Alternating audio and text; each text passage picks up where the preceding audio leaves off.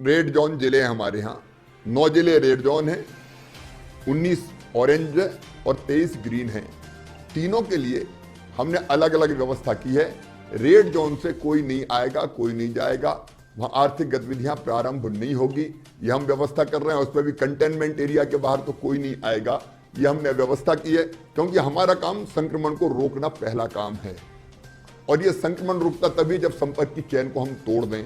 तो हम संपर्क की चेन को हम तोड़ने की कोशिश करेंगे।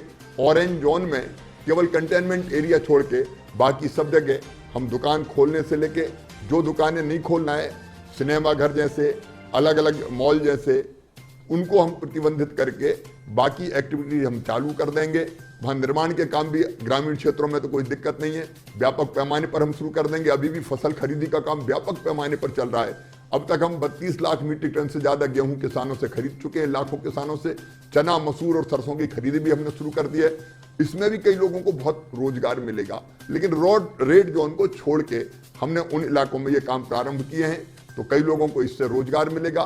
किसान का जो गेहूं खरीदा है, लगभग 2000 करोड़ रुपया उनके खाते में डाल दिया है। उनके पास पैसा आएगा, और वो पैसा आएगा तो किसान भी जाके खर्च करेगा, तो दुकानें भी चलेंगी और अर्थव्यवस्था का एक चक्र शुरू होगा।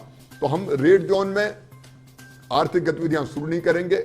ऑरेंज जोन में कंटेनमेंट एरिया छोड़ के हम आर्थिक गतिविधियां शुरू करेंगे, दुकानें भी वहां खुलेंगी। और जो ग्रीन जोन है, वहां पूरी तरह से केवल जिले को लॉक करते हुए हम आर्थिक गतिविधियां और सभी प्रकार के काम प्रारंभ कर देंगे। इससे लोगों को रोजगार भी मिलेगा, और रेड जोन को बंद करके हम संक्रमण रोकने की भी पूरी कोशिश कर पाएंगे।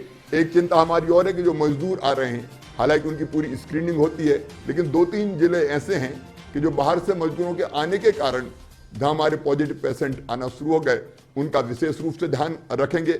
हम एक काम और बड़ा कर रहे हैं कि हम रोग के निदान की तो सारी व्यवस्था कर रहे हैं, लेकिन रोग प्रतिरोधक क्षमता, इम्यूनिटी बढ़े, इसके लिए भी हमने अभियान चलाया है। और हमारी एक योजना है जीवन अमृत योजना। उस योजना के अंतर्गत, क्योंकि भारत के आयुर्वेद में बड़ी ताकत है, उसका दोहन हमको ढंग से करना चाहिए।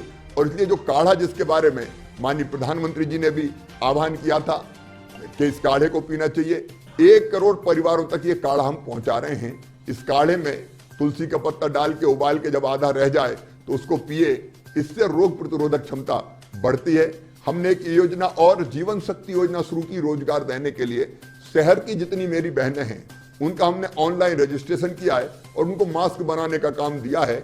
और 11 रुपए में सरकार मास्क खरीदेगी और मास्क का व्यापक पैमाने पर वितरण करेगी। तो हजारों बहनों को मास्क बनाने के काम में हमने लगा दिया है। एक तरफ मास्क की कमी पूरी हो जाए, दूसरी तरफ मेरी बहनों को रोजगार घर में काम करते करते मिल जाए। तो ऐसे हर संभव उपाय कर रहे हैं, लेकिन रेड जोन हमारे पूरी तरह से बंद रहेंगे। ऑरेंज और ग्रीन जोन में कई तरह की गतिविधियां हम प्रारंभ करेंगे।